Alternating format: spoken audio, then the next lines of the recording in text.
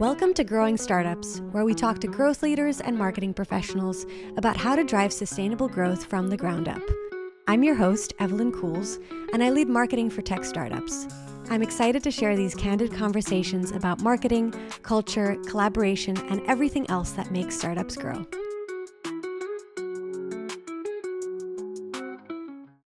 I'm super excited about today's guest, which is Taylor Harrington. She's the head of community at Groove and used to run marketing for best-selling author and marketing leader Seth Godin.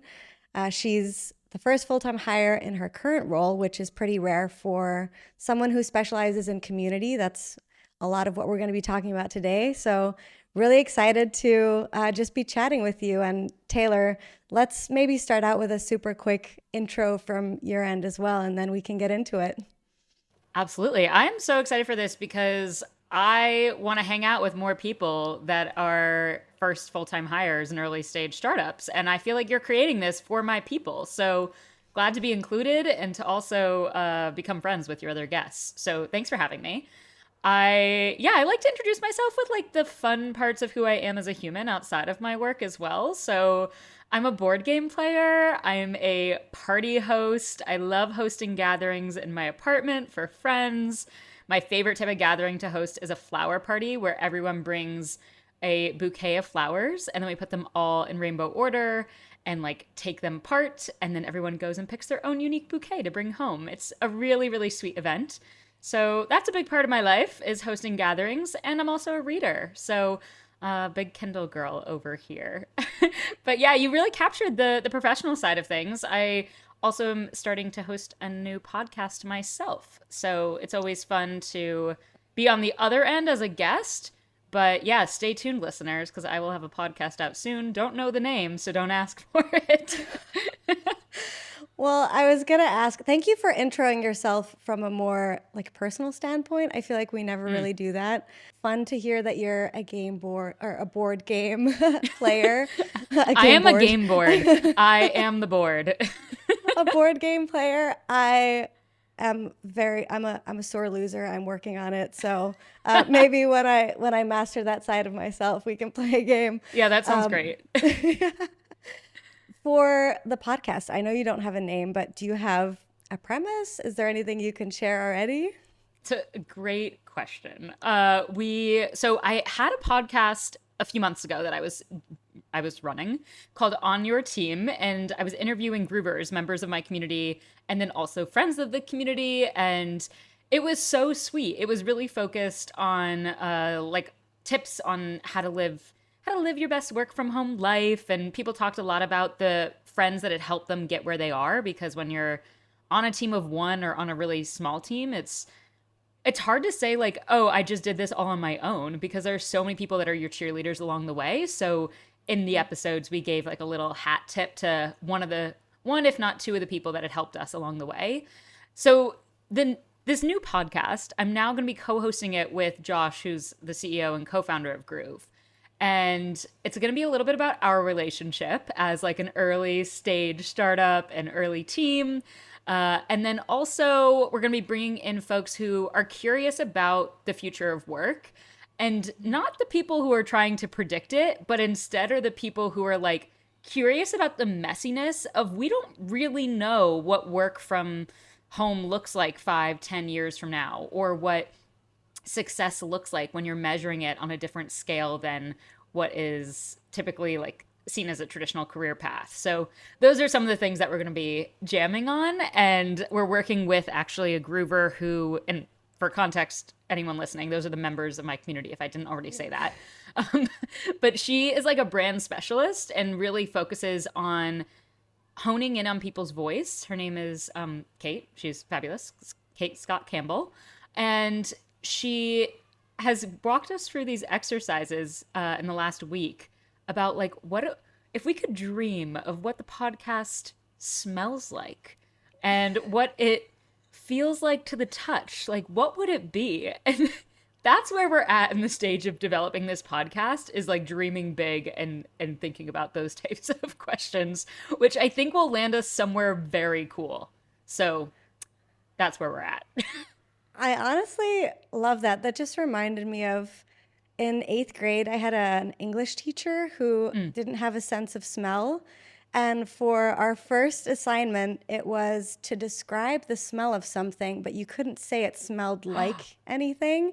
And it was so interesting and so difficult. And for some reason, that just kind of reminded me of that, just Wow. describing things in like the different senses, you know? I absolutely love that. Also, it feels like weird, like foreshadowing of COVID, like Oh, losing your sense of oh smell. no. Like, oh no, this professor like had to deal with that their whole life, or at least part of it. Like, damn.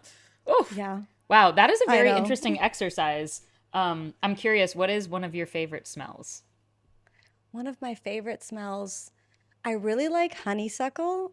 And Oh, I don't know if that's, so I'm originally from Belgium, and I don't know if it's because we don't have it in Belgium or if mm. I don't know, maybe I just never encountered it. But my husband introduced me to honeysuckle when we walked by one of the plants, and then I didn't know you could taste it, and the smell is so nice. So I think that's probably my favorite smell. What about It's an you?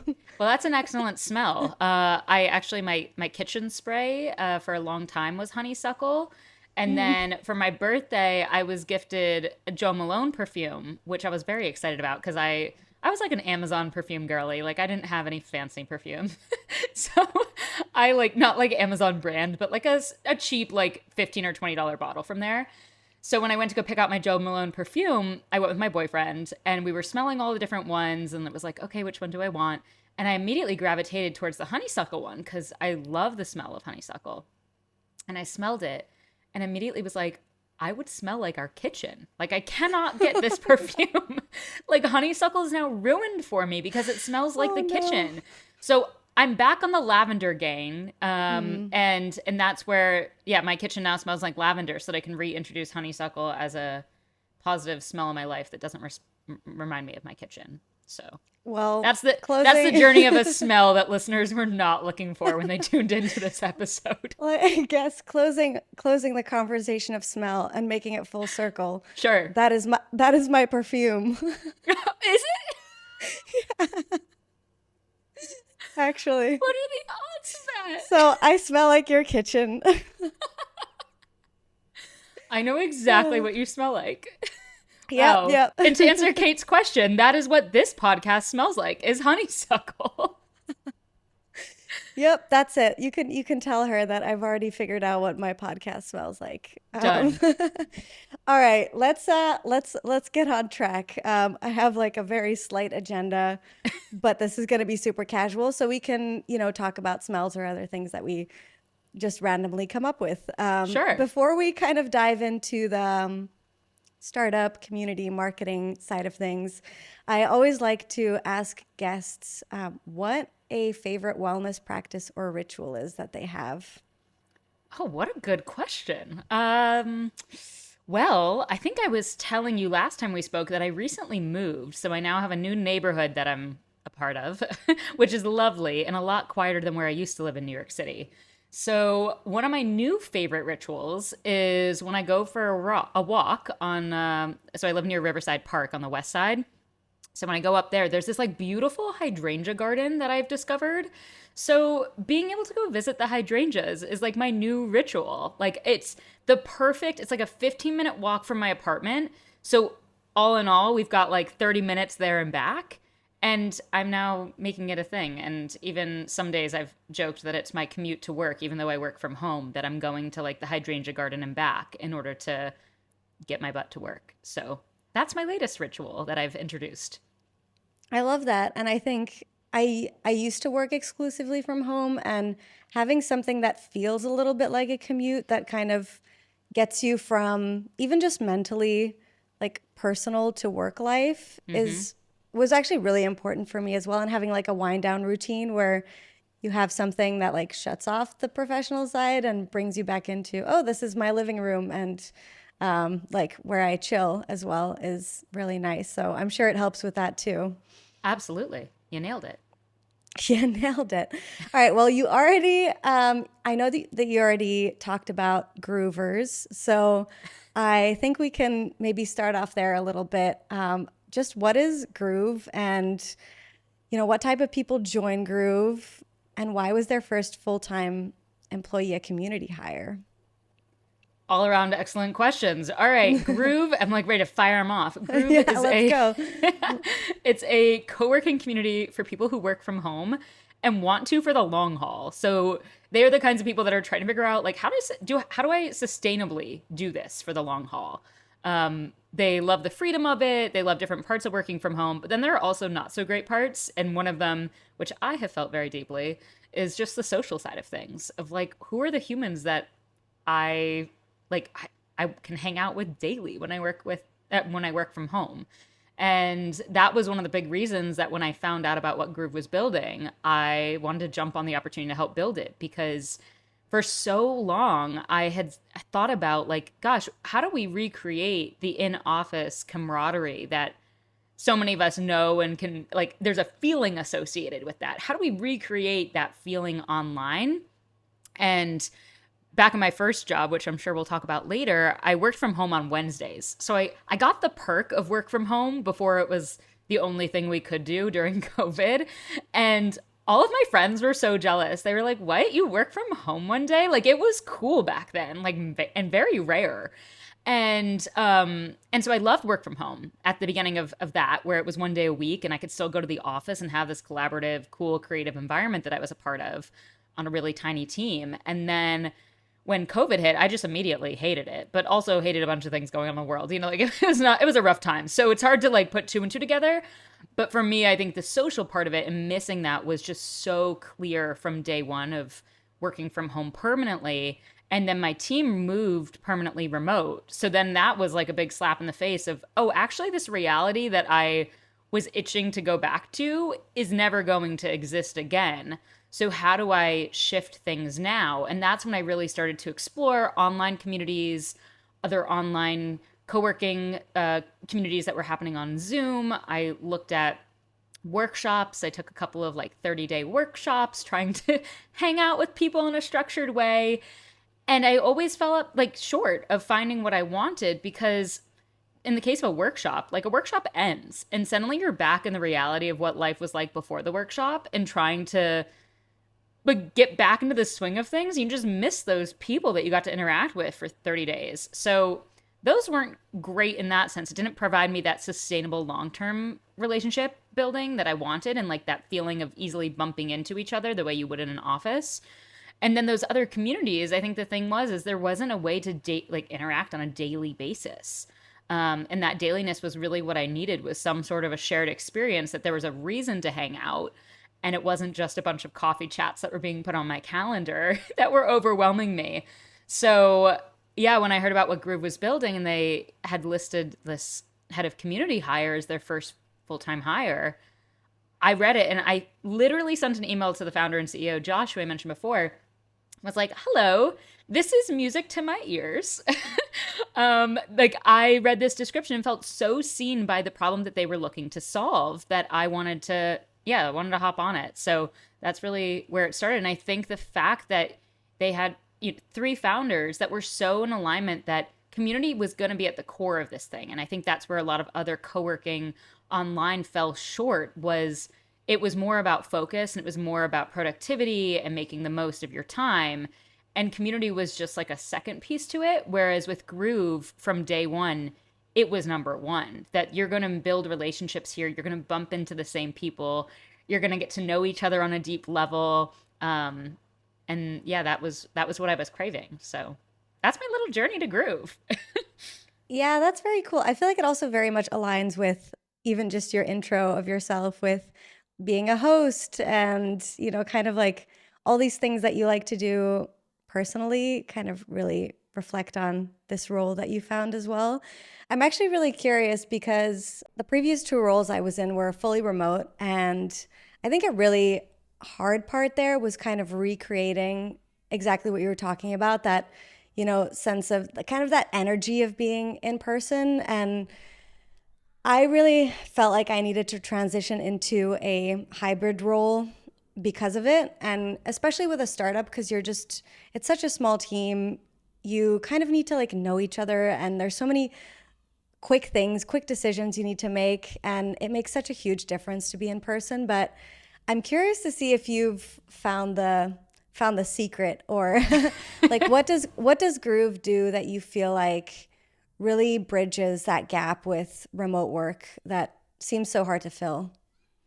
Yeah, well, I think it's important to note I never met anyone from my team until 1 year of working remotely on the group team, which is pretty crazy to think about. At the time, all three co-founders were based on the other side of the world in Israel, and now Josh lives in the U.S. Like I said, our CEO. So now we're both on the same time zone, which is also a funny thing to experience. Where for a full year we were on like completely different time zones, and now have spent quite a bit of time in person together. So it's interesting what you said about like needing to be in person together, because for a full year I hadn't had that experience yet.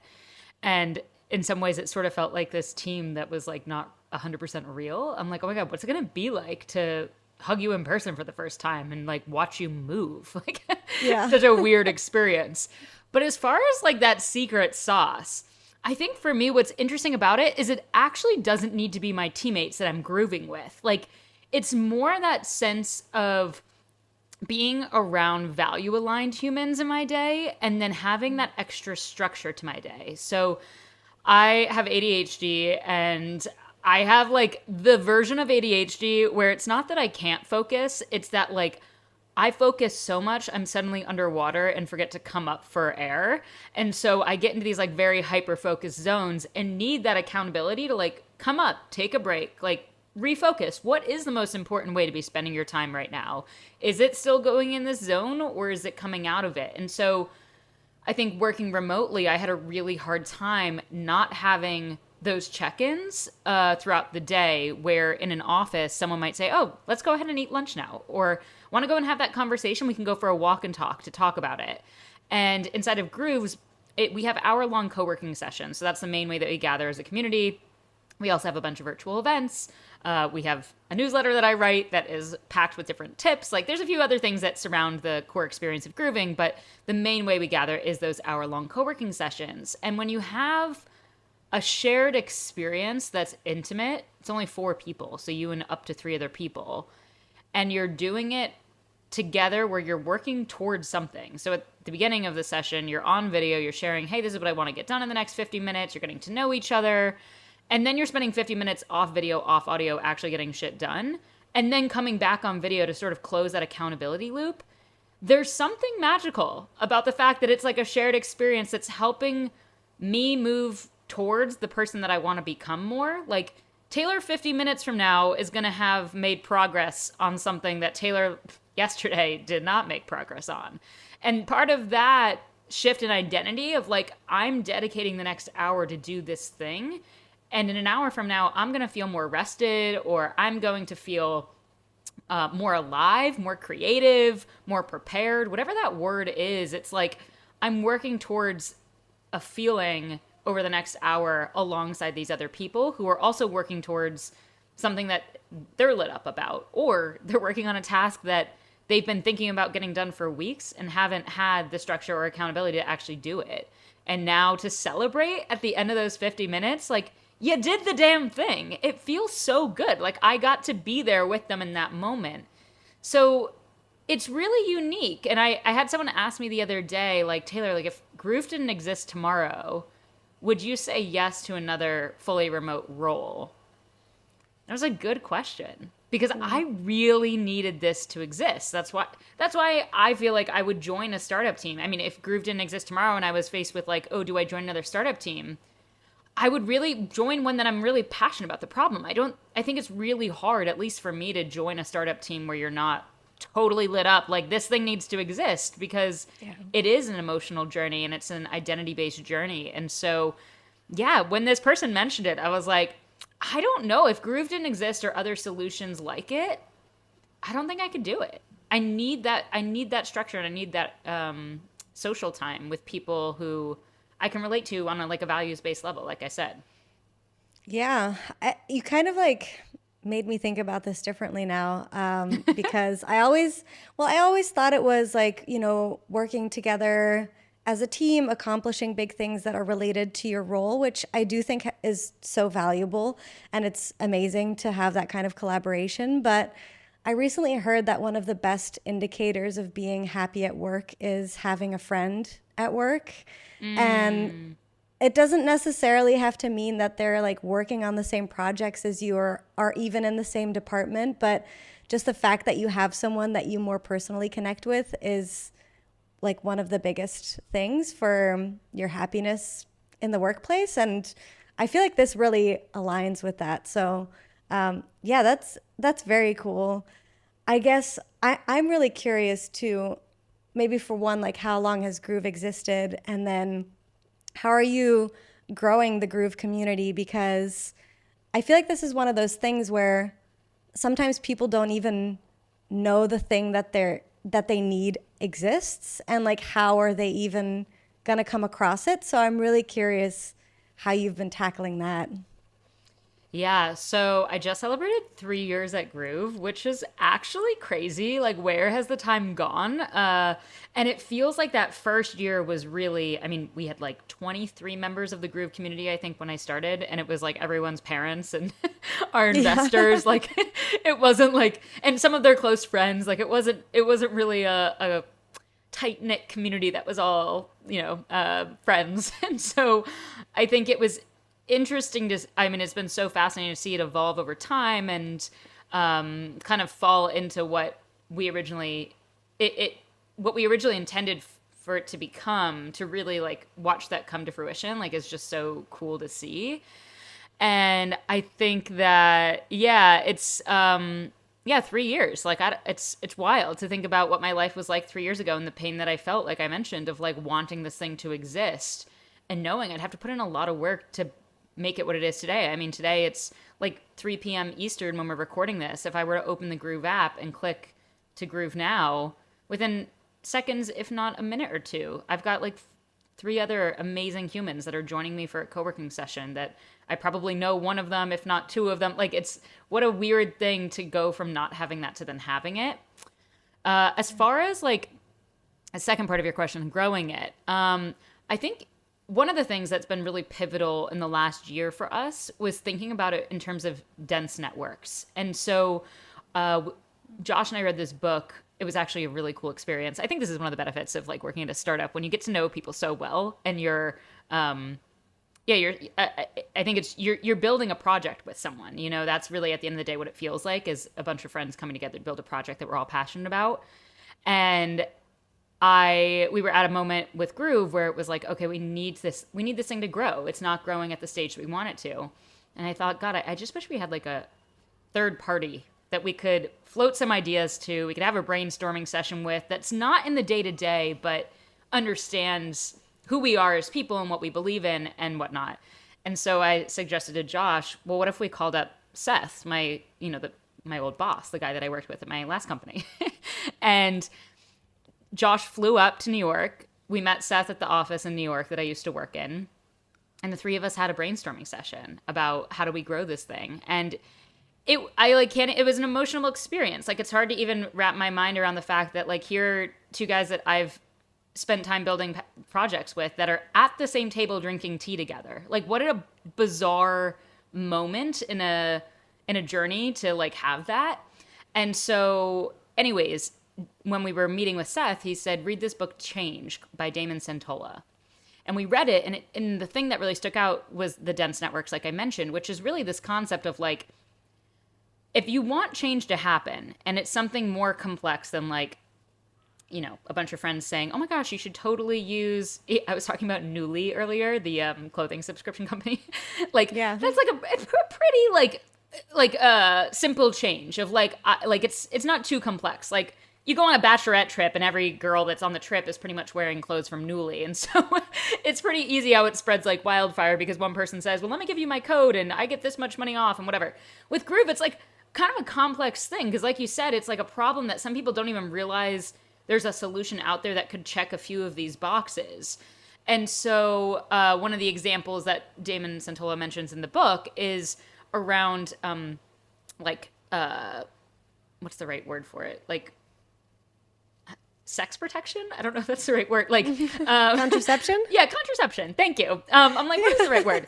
And so he talks about these villages where they tried to get all of these groups of people to decide, like, you know, either to use condoms or to use birth control pills or IUDs or whatever it was. And what he found in that research was, instead of trying to get people to all like take an action to, you know, say yes to some form of birth control, instead it actually he watched these villages pop up and all adopt one behavior. So it was like it became like an IUD village, or like a birth control pill village, or a condom village, where everyone had said, yes, I will make this change in my life, but I want to do it with, you know, in the way that the people around me are doing it. And so he talks, he gives so many great examples of this, but that was one that really stuck out to me because A, it was kind of funny, and B, it was just like an interesting thing to think about, how when you are trying to socially validate this change that's kind of complicated and it's different and it's unique, that social validation is so important. So the way that we've really approached it in the last year is really around, how do we socially validate this in a dense network way online? So we've chosen LinkedIn as the place that we're really doubling down on. So Josh and I have focused a lot on how do we create content that resonates with Groovers, but more importantly, how do we use the comments on Groove or on LinkedIn in a way that no one else is using them? So we've been experimenting with tagging Groovers and like really like raising up Groovers in the comments of LinkedIn.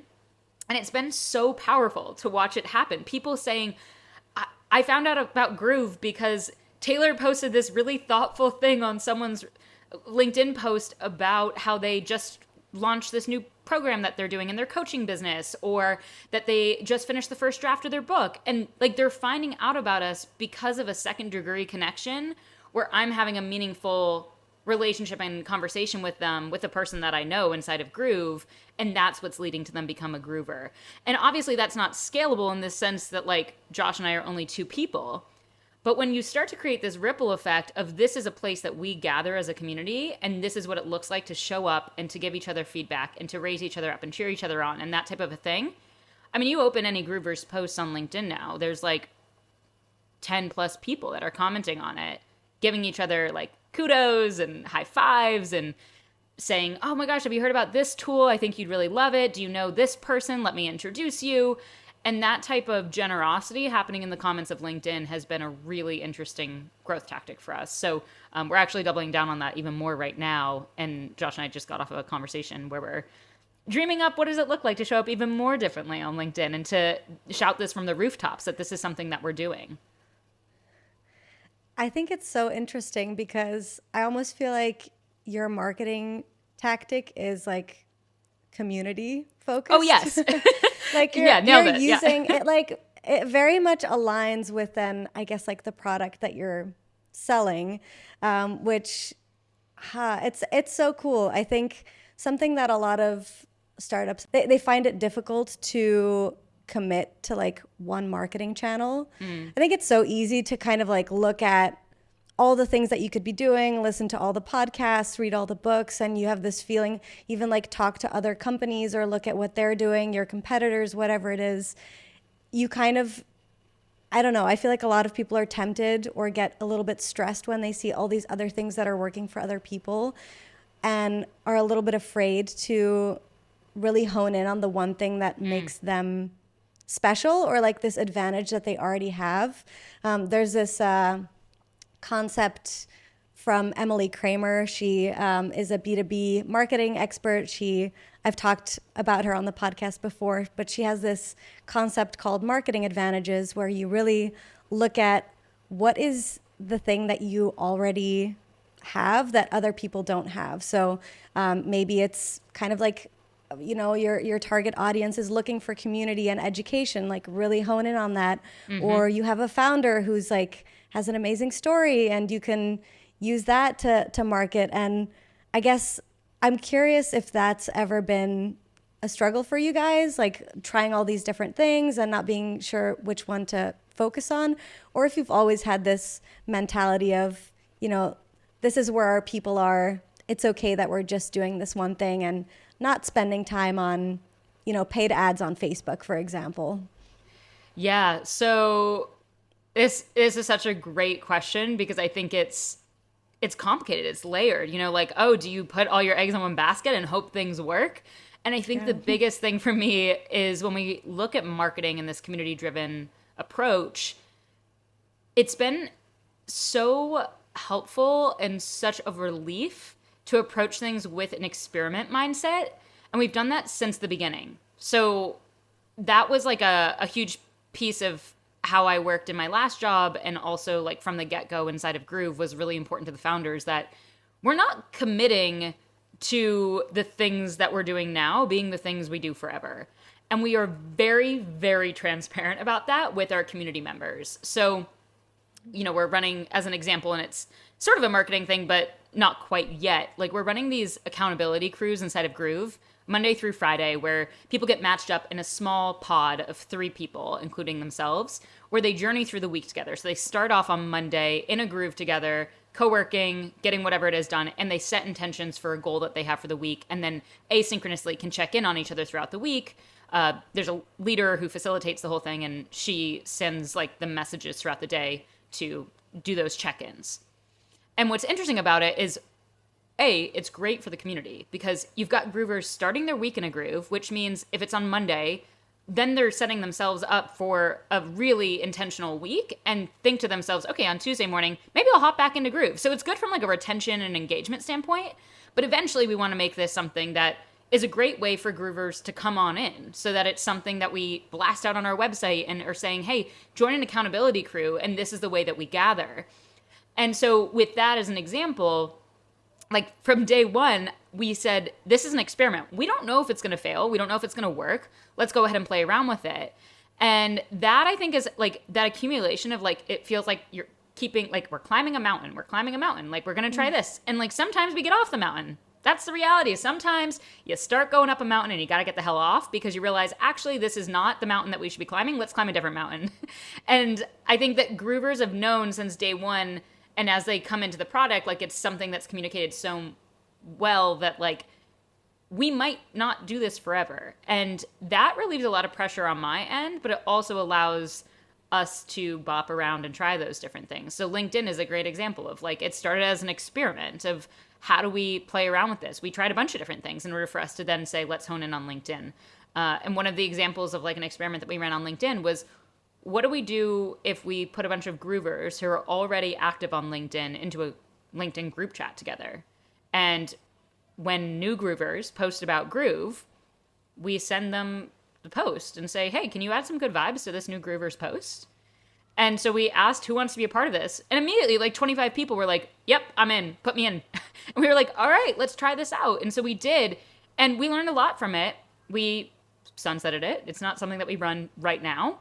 But now, 6 months later, Josh and I had a conversation this morning about how maybe we need to bring that back, but with what we now know about LinkedIn and this new focus. So I think for me, the big learning is that in order to say hell yes to a marketing effort, it has to have an experiment beforehand that allows you to make that a hell yes versus just like a, maybe we should try this.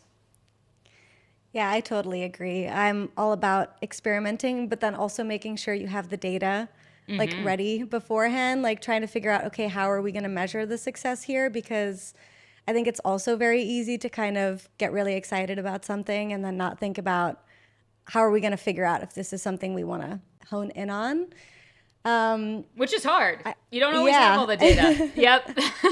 That's relatable. it is hard. But I also think that having that kind of experimental mindset, outside of marketing is just kind of a key trademark or like something that you need as someone who's going to be in startups, and also being able to like disconnect your ego from your idea. I think is huge because at some point you just got to be able to say like, okay, I thought this was going to be amazing and I had all these reasons, all these things that backed up that this is going to be great, and then being able to say, okay, well, it's just not working. I think that's a big part of it too.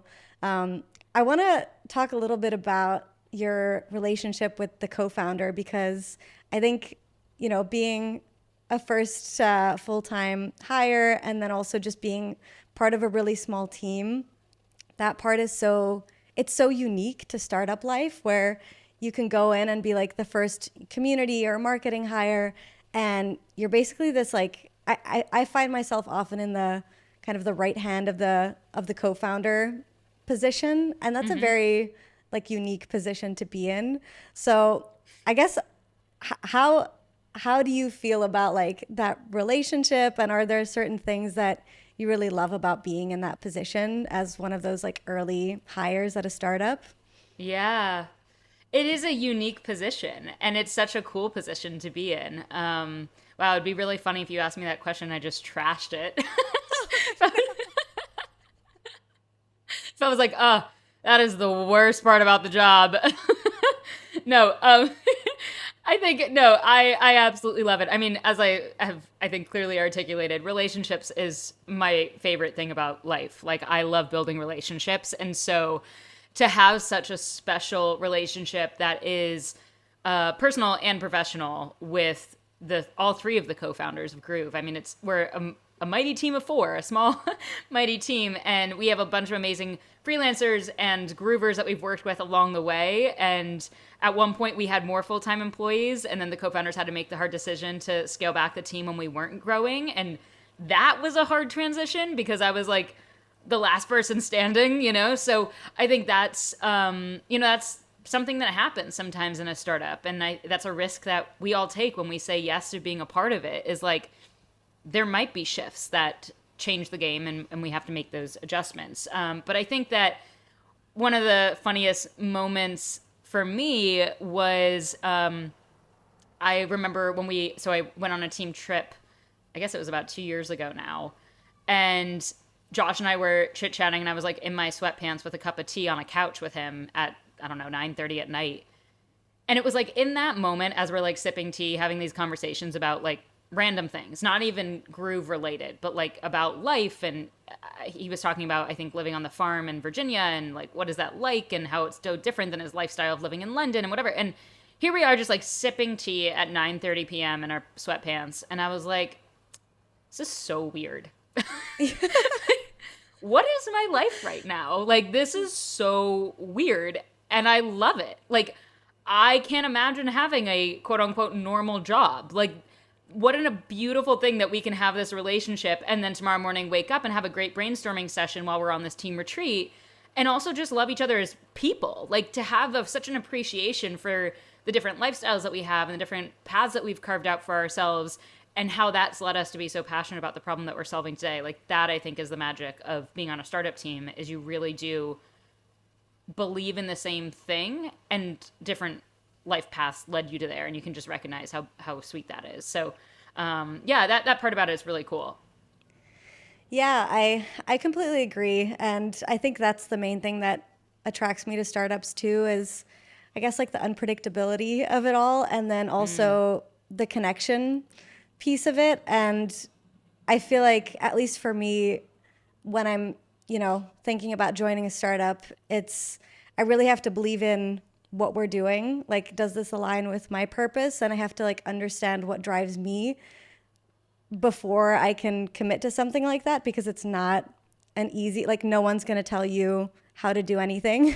You have to like yeah. really be committed and use like everything that you have to try to like work on this work on this problem together to sell this product, whatever it is. And then the other piece is trying to figure out if you can fit into the culture or if you really believe in the founder's vision, because that's like who you're going to be following, and Mm-hmm. that's the person that's going to be building out the team if you get there, and you're going to be working super closely with them. So I think it's taken me a while to figure out like exactly what that perfect match is in a way. And I'm curious, maybe from your perspective too, is what makes you join a company? Is there anything that you look at or try to figure out when you're choosing whether you want to work at like a specific startup or not? Yeah.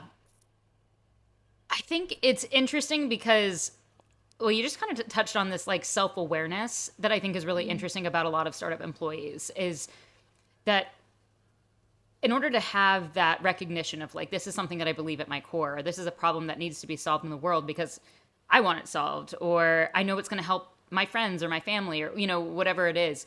So I think there's like a certain level of self-awareness that automatically like needs to be there in order for someone to say, this is in line with my mission. This, like, you have to have taken the step back to even figure out like, what the heck is my mission, or why am I on this earth? And so I think when you put a bunch of those people together, there's just pure magic that comes from it, because it's a lot of people who have had these reflective questions, whether it's out loud or in their heads or in, little retreat centers or in workshops that they've been a part of or whatever. So I think that part of it is very cool. I think as far as like, what do I look for in a team? It's one of those things where I think it evolves as I keep even working on the Groove team. Like, what would I look for in another role after this? Because my answer 3 years ago would have been different than today, that's for sure. Because I've appreciated things that I didn't even know I needed or wanted to appreciate when I started looking at this role.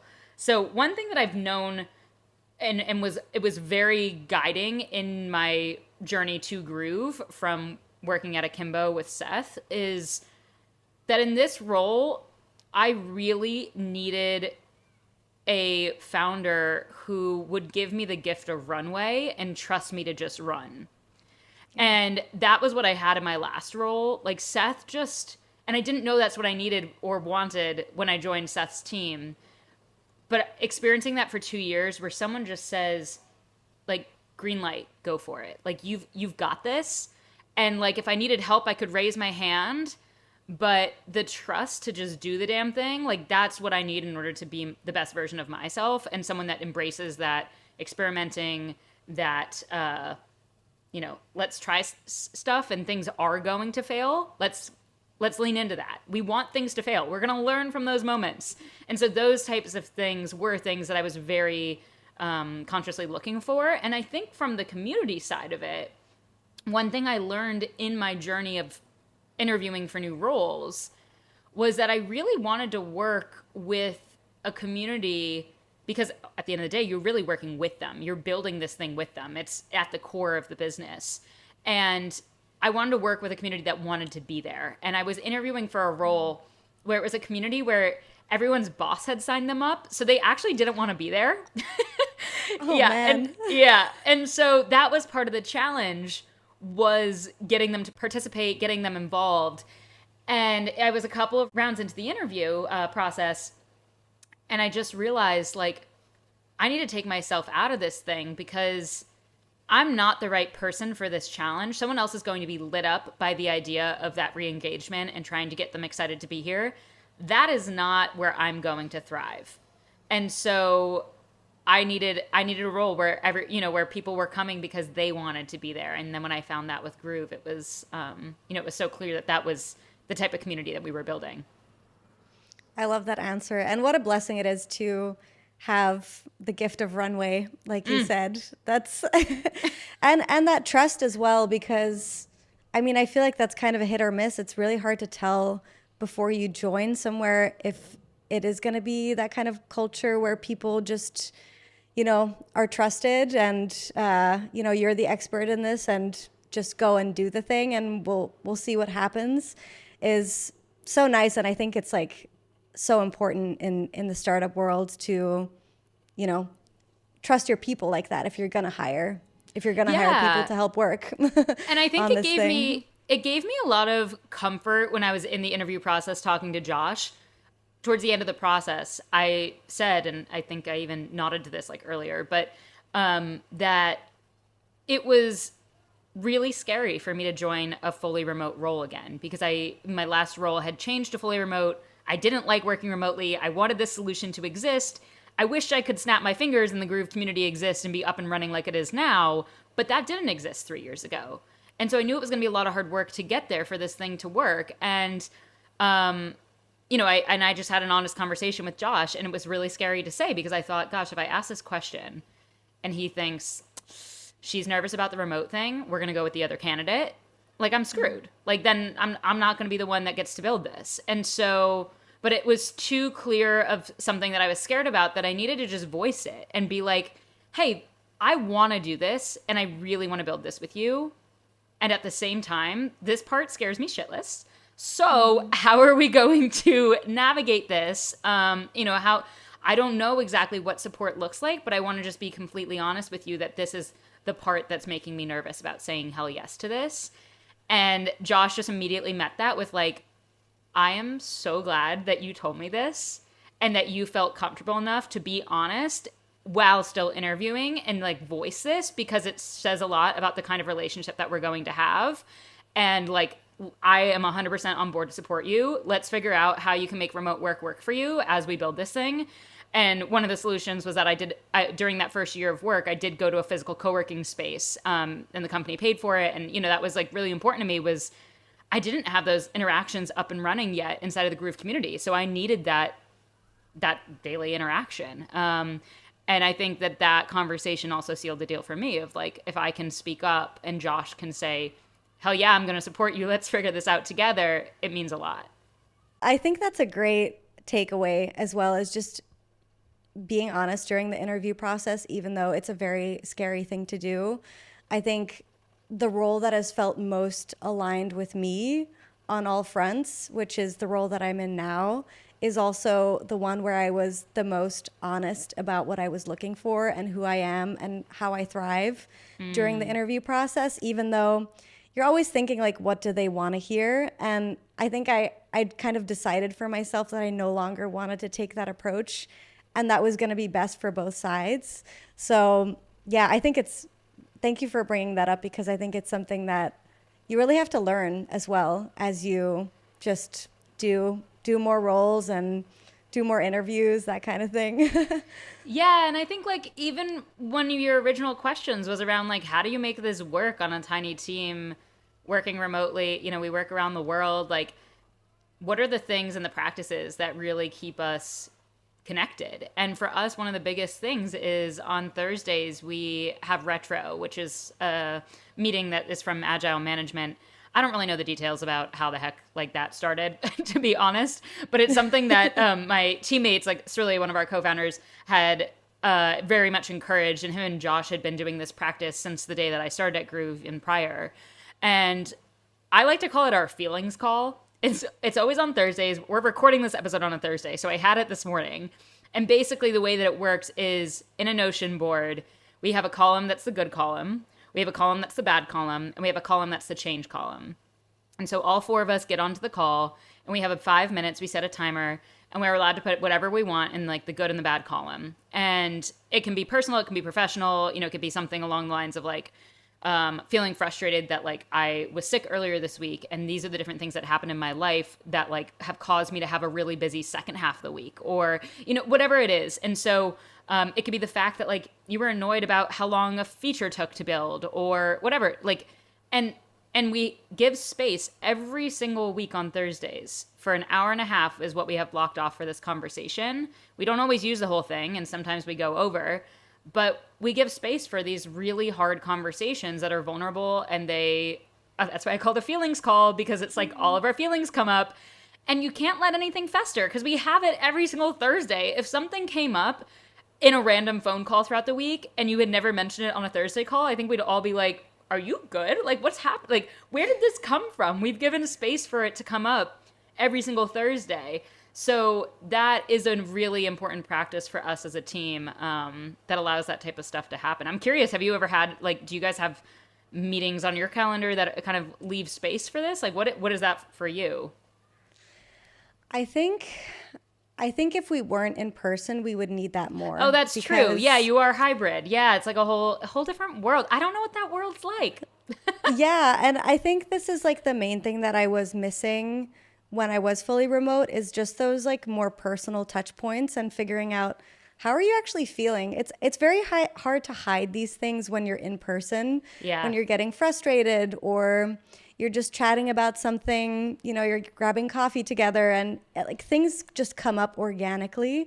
But when you're remote and you don't have these like feelings calls scheduled, I feel like it's very easy to just kind of like be in your own head about this all day, and it becomes something much bigger than it has to be, and you draw conclusions and you just get really frustrated, and then you also don't really know where it fits in, how to bring it up. Like, do I schedule a one-on-one with my manager just about this? Like, is this enough? Like, how do I even go about this? This doesn't feel big enough, but then it is also something that seems to be important and is Yes. like blocking me from doing a good job. So it's just much harder when there's no space for it. So right now we don't have this, but I think if we were to be a fully remote team, we would have to have something like that. That makes sense. Yeah. Wow. Yeah. Now I'm like, what would life be like as a hybrid employee? What would it be like? Yeah, honestly, it's been really cool because we started out basically just me and one of the two co-founders was in person in LA, and slowly but surely, our we hired someone else in LA, and we've been in co-working spaces. We got a WeWork for the first time for all of our colleagues who started moving from different parts of the country. And it's just been really nice, even if we're not working on projects together all the time, just hearing what they're working on, hearing the calls that they're on, just gives you such a better connection with the company and what's going on day to day for everyone, that it's been a really nice shift for us. It's funny hearing you say this. Like, it has me thinking about how there should be a place for teams, whether it's like hybrid or remote, that are on these small startups that are very identity based and we all know each other quite well, yet some of us aren't meeting in person regularly together. Like, the tip swapping that could happen in here. Like, I'm even thinking about like little things that my team does that I would have never thought would add up to mean so much to me. But like, for example, every morning when we log into Slack, we all say good morning to each other. But what's funny about it is like our mornings are so different. So you just, when I log onto Slack, I see like morning, morning. And like it was hours ago for them. And my twist on that is I always add an emoji of the day, which is completely random usually. Sometimes I'll like it'll have some hidden meaning to it, and people will ask about it. But the act of just kind of like clocking in is actually a really important practice for me because it also allows me to say like I'm here, everyone. Like I'm now online, not in a way that's like I can't go and take a walk, but in the sense that like I've arrived to the office basically. Yeah. And the other part of it being that I notice when, if Josh, for example, has to take his dog to the vet and he doesn't clock on, he doesn't say good morning until 11:15 in the morning Eastern time, I'm like, oh, Josh probably had a pretty busy morning. Like, I can learn a lot from that morning coming earlier or later. So Yeah. it's interesting. Yeah, I wonder what other practices, like we don't all, like I don't think, what practices do I not think about that if someone shadowed me for a day from another remote startup, they would be like, what are you doing and why? And I would love to like hear that from other people. Yeah, I think that's a big part why I even wanted to start this podcast. And obviously, from a little bit of a marketing perspective, but we always end up talking about more of these kind of things too, is just how do you work together? How do you collaborate? How do you build good relationships at work? So, yeah, it's basically a selfish way of figuring out what other people are doing that's working. Hey, there's always room for that in the world. Well done. That's true. I guess I have one last question as we round this off, which is just what is something that you're excited about in both your personal and your professional life? Oh my gosh, I feel honored to get this question. This is like such a sweet way to end. Okay, like I can have two answers, one personal, one professional, right? Okay. Yes. I didn't know if I had to like mix them, us in our like startup lives. It's like, messy, gray area. Okay. I mean, Um, that makes sense too. okay. In my personal life, one thing I'm really excited about, as I said, I just moved to a new neighborhood. I just moved to a new apartment, and I have a little outdoor patio now. And so I am officially an herb mom. I have basil, I have rosemary, I have thyme, and I am just so excited to like care for these plants outside. I've lived in New York City for 3 years now and have never had the ability to have a plant outside that I can care for. I have many houseplants, too many to count. But outside, like it's a whole new world. Like I love being able to like time when I have to water the plants so that I don't do it in like the middle of the day when the sun is out. Like it's just been a very exciting adventure to be an herb mom. So that is something I'm looking forward to, is continuing that journey, maybe planting some mums this fall. Like, we'll see what happens. I don't know. Professionally, one thing I'm looking forward to is, it is such a funny thing about Groove, but there is like such an Atlanta, Georgia. There is a hub for groovers there. I don't know what is in the water there, but people in Atlanta love Groove, and they just are spreading it like wildfire. Like, it is a place to be a groover, I guess. And so I'm trying to book a flight to go and visit these Atlanta groovers and plan something with them and like hang out in person, and any chance I get to kind of bridge that remote community and that feeling of like, hey, we've been doing this together online for so long, but let's go ahead and spend time in person together, is just such a beautiful thing. So I'm looking forward to finally booking that trip and getting to hang out with some of these people in person and just spend time with them without it being rushed and whatnot. So yeah, that's my professional. I love both of those answers. And if you ever see that there's more of a groove community in LA, hey, I'll be one of them. great. I know some people for you us. to hang out with. Yeah, it's funny. It is funny, like I said, to see these little hubs pop up, especially like because so many people who are struggling with the problems that we discussed tend to live in like remote areas. You've got like people who have moved to the mountains of Vermont and love to ski in the middle of the day, or they live in like the desert of Arizona. And I'm like, I freaking love that I can be a part of your day for like these little moments. I was with someone the other day who's a fisherwoman. She lives on a boat for the majority of the time. I'm like, what? This is so cool that I can be a part of that lifestyle. So while I do love hanging out with people in cities, it is cool when I'm on a groove with people that are like living their best lives in very weird areas. Yeah, that's awesome. And so much harder to find community in person, probably around things that they're doing. So it's even more needed, whether this is probably something that just has always been a bit of an issue for them, is being able to try to find people. So maybe that's a beautiful part of remote work, and these kind of solutions starting as it caters to people who, have missed community for a very long time. Yeah. Well, thanks for creating this podcast too, to make us feel a little less alone on this crazy startup journey we're on. Heck yeah. All right. One very final question is just where can people connect with you?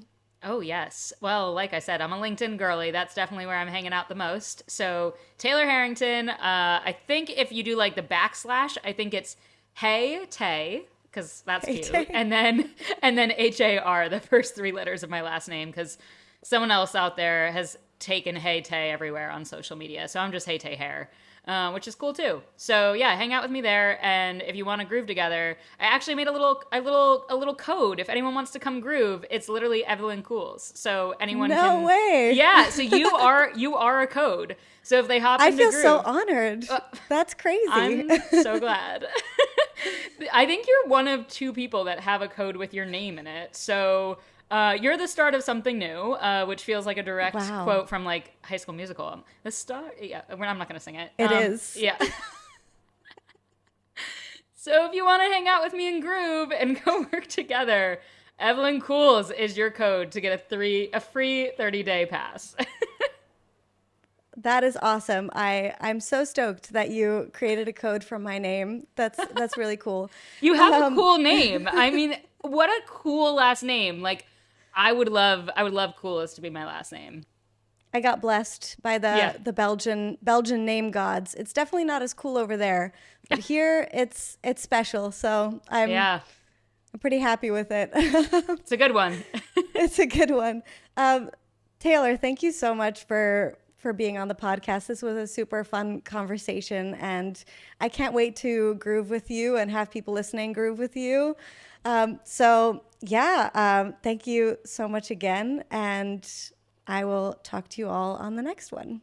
Thanks. Catch you soon. Bye.